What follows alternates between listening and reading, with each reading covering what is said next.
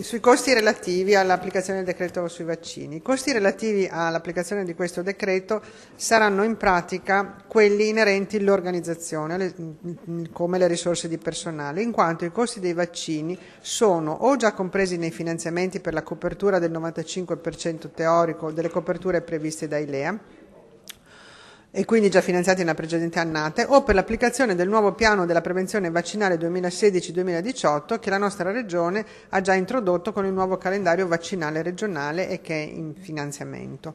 Una risposta puntuale all'interrogazione al momento non è possibile in quanto l'area promozione e salute della direzione centrale con INSIEL sta ancora elaborando i dati relativi al numero di dosi che saranno necessarie e quindi relativi ai costi, perché l'interrogazione prevedeva anche il costo delle singole dosi. L'elaborazione non è semplice poiché occorre incrociare ed estrarre dal sistema informatico, il SIASI, molti dati. Esempio, ad alcuni bambini mancano tutte le vaccinazioni, ad altri solo una o due o più. Le coorti da chiamare sono diverse a seconda delle scuole frequentate. Occorre in pratica fare una verifica praticamente quasi su ogni singola scheda vaccinale. Tuttavia, per cercare di rispondere all'interrogazione, possiamo ricavare una stima ancora approssimativa dei bambini da vaccinare e dei vaccini necessari.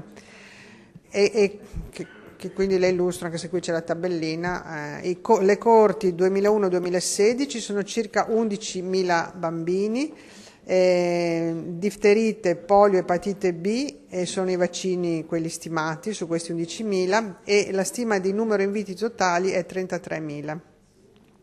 Le coorti 2012-2016 sono 3.500, il vaccino HIV 6.500 circa, 2001-2016 18.000, l'MMR 36.000, 2012-2016 9.500 il meningococco C, 9.500. Poi questa tabella ce l'ha nella risposta.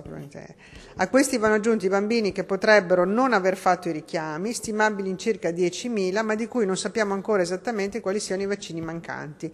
Una stima più precisa, siccome ci stanno lavorando, sarà disponibile probabilmente alla fine del mese di luglio.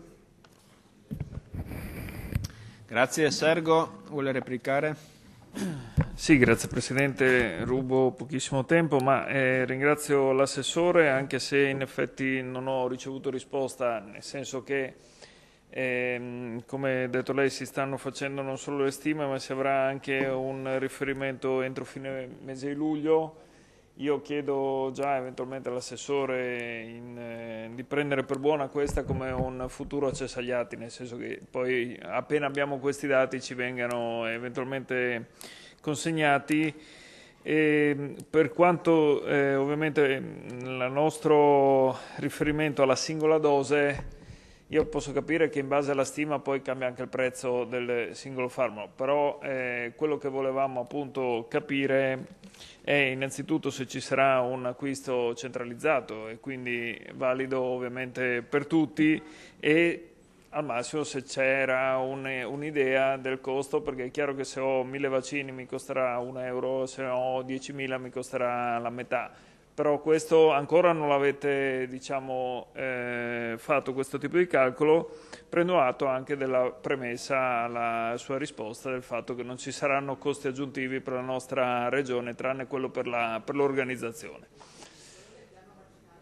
Perfetto, va bene, grazie.